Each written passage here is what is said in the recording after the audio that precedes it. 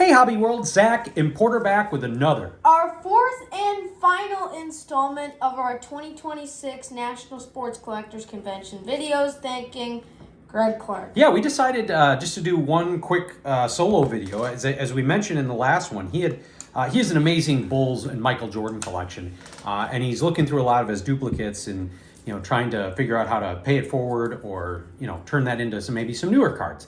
And so he included a set from 2009, 2010 Upper Deck Jordan Legacy. There are 50 cards, and the photography and the timeline is so cool. I thought it'd be nice just to dedicate one video just to show them all to you.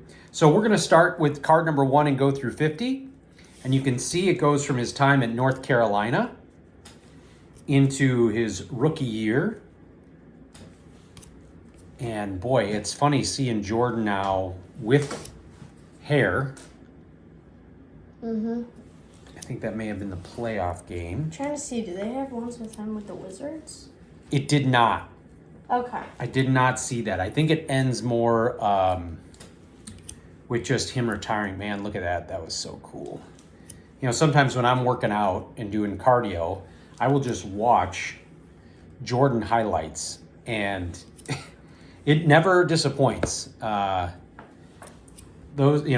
lot of people, that LeBron Jordan controversy, I mean, I'm a Jordan guy. It's not hard to figure that out being from Chicago, but it's, both amazing players, but I'm always going to say that Jordan is the GOAT.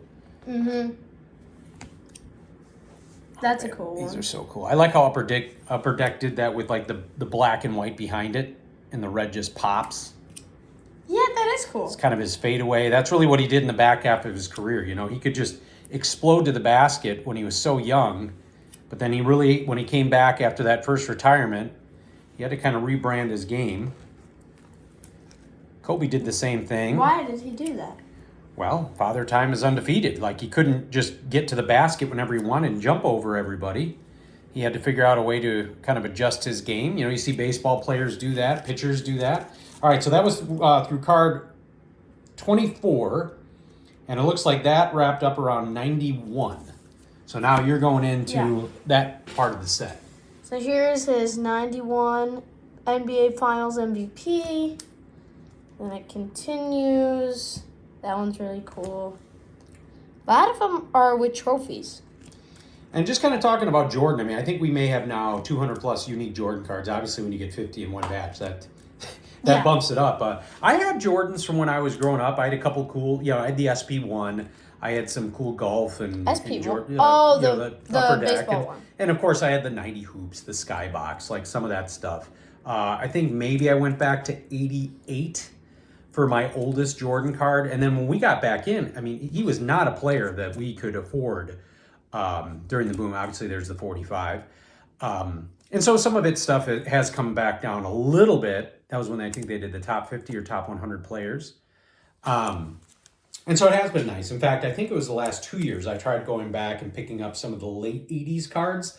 I was at the National looking for the 88, 89 Fleer. I don't think it's hard to even find a poor copy of that for under $100. So I'm always hoping I'll find a deal at a card show or something. But this was a great addition to our collection. This looks like a golf card, actually. Yeah, it does. It looks like one of the Goodwin Champions cards, kind of. Yeah. But of course, Upper Deck owns the rights to all that. I think they do. Yep. And then the final card, that.